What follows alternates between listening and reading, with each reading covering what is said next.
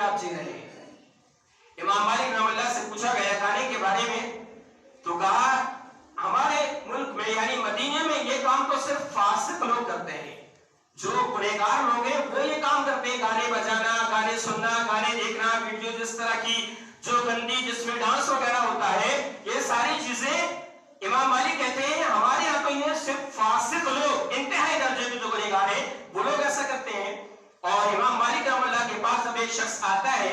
اور کہتا ہے گانے بجانے کے حوالے سے آپ کا کیا خیال ہے؟ کہا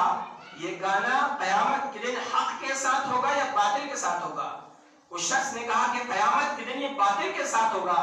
امام مالک رحمہ اللہ نے کہا باطل جنت میں جائے گا یا جہنم میں جائے گا؟ اس شخص نے کہا کہ باطل تو جہنم میں جائے گا۔ امام مالک نے کہا آپ نے اپنے سوال کا جواب خود دے دیا، گانے سننا یہ ایک غلط چیز ہے اور گانا سننا یہ باطل کام ہے اور باطل جہنم میں جائے گا۔ آپ نے اپنے سوال کا جواب خود دے دیا ہے۔ امام شافعی رحمہ اللہ جب بغداد سے نکلے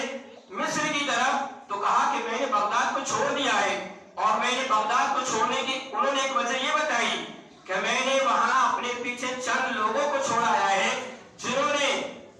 چند زندیقوں کو چھوڑایا ہے، جنہوں نے قرآن سے دور کرنے کے لیے ایک چیز انہوں نے بنا لی ہے جس کو تکبیر کہتے ہیں۔ اور تکبیر یہ گانے بجانے کا ایک آلہ ہوتا ہے، موسیقی کا ایک آلہ جس کو تکبیر کہتے ہیں۔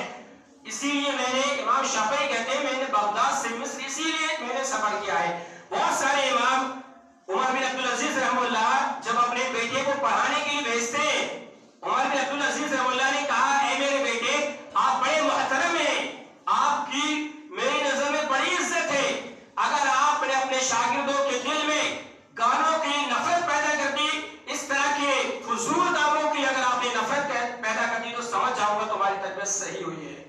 تم صحیح تربیت دے رہے ہو۔ لیکن اگر اپنے شاگردوں کے درمیان سے ان کے ذہن و دماغ سے اگر گانوں کی نفرت تم پیدا نہیں کر سکے، اگر ان کی محبت پیدا ہو گئی تو میں سمجھوں گا تمہاری تربیت میں خلل ہے، تم اپنی تربیت مکمل نہیں کر پائے ہو، تم اچھی تربیت اپنے بچوں کو نہیں دے پائے ہو۔ گانے بجانے کے بہت سارے نقصانات ہیں۔ ایک مرتبہ حضرت عائشہ رضی اللہ تعالیٰ عنہ نے دیکھا ایک عورت ہے جو گھر پر ہے اور اس کے بہت بڑے لمبے لمبے بال ہیں اور وہ گانا گا رہی ہے اور ساتھ میں وہ ناچ بھی رہی ہے، ڈانس بھی کر رہی ہے۔ حضرت عائشہ رضی اللہ تعالیٰ نے کہا یہ جو کام کر رہی ہے، گانا گا رہی ہے، ساتھ میں ناچ گانا بھی کر رہی ہے، اس کو گھر سے نکالو، یہ شیطان ہے، یہ شیطان ہے جو ایسا کام کرتا ہے۔ حضرت عائشہ نے کہا یہ انسان نہیں ہو سکتا، یہ اچھا انسان نہیں ہے، اس کو گھر سے نکالو جو گانا گا رہی ہے اور ساتھ میں اپنے سر کو ہلا کر خوش بھی ہو رہی ہے،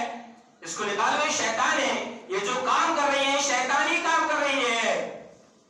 ایک اور مرتبہ جب حضرت عمر بن عبداللہ بن عمر رضی اللہ عنہما نے دیکھا کچھ لوگ آئے ہیں حج کے لیے آ رہے ہیں، احرام کی حالت میں ان میں سے ایک آدمی ہے جو گانا گا رہا ہے، حج کے لیے نکلے ہیں، اتنے مقدس کام کرنے کو نکلے ہیں، ان میں سے ایک آدمی گانا گا رہا ہے۔ عبداللہ بن عمر نے کہا اللہ تبارک و تعالیٰ تمہاری دعا کو قبول نہ کرے، یہ تم جو کام کر رہے ہو یہ انتہائی درجے کا گناہ کا کام ہے، یہ بدترین قسم کے لوگوں کی یہ صفات ہے جو ایسا کام کرتے ہیں۔ خلاصہ کلام ہر وہ چیز جو انسان کو اللہ کی یاد سے دور کر دے اس کو لہو الحدیث کہتے ہیں، اور یہ کام اچھے لوگوں کی صفات نہیں ہے۔ اچھے لوگ ان تمام کاموں سے فضول کاموں سے بچا کرتے ہیں۔ موسیقی کے بہت سارے نقصانات میں سے ایک نقصان ہے یہ موسیقی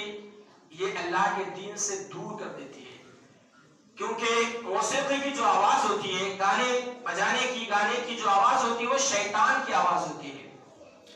شیطان ایسے لوگوں سے بڑا خوش ہوتا ہے جو گانے بجاتے ہیں، گانے سنتے ہیں، گانے بناتے ہیں۔ شیطان کو ایسے لوگ بڑے پسند ہوتے ہیں، اور وہ لوگ جنہیں گانے سنے بغیر یا فلمیں دیکھے بغیر یا سیریل دیکھے بغیر نیند نہیں آتی ہے، ان میں سے آپ دیکھ لیں ہر جگہ آپ دیکھ لیجیے فجر کی نماز میں کتنے لوگ ہوتے ہیں۔ عام طور پر فجر کی نماز سے وہ لوگ غافل ہوتے ہیں، رات بھر یا رات کا اکثر حصہ آپ فلمیں دیکھنے میں لگائیں گے، وہ خواتینوں یا مردوں کے الگ سیریل بنے ہوئے ہیں صاحب، عورتوں کے الگ سیریل بنے ہوئے ہیں۔ ایک مرد جو اپنے گھر میں جاتا ہے دن بھر کما کر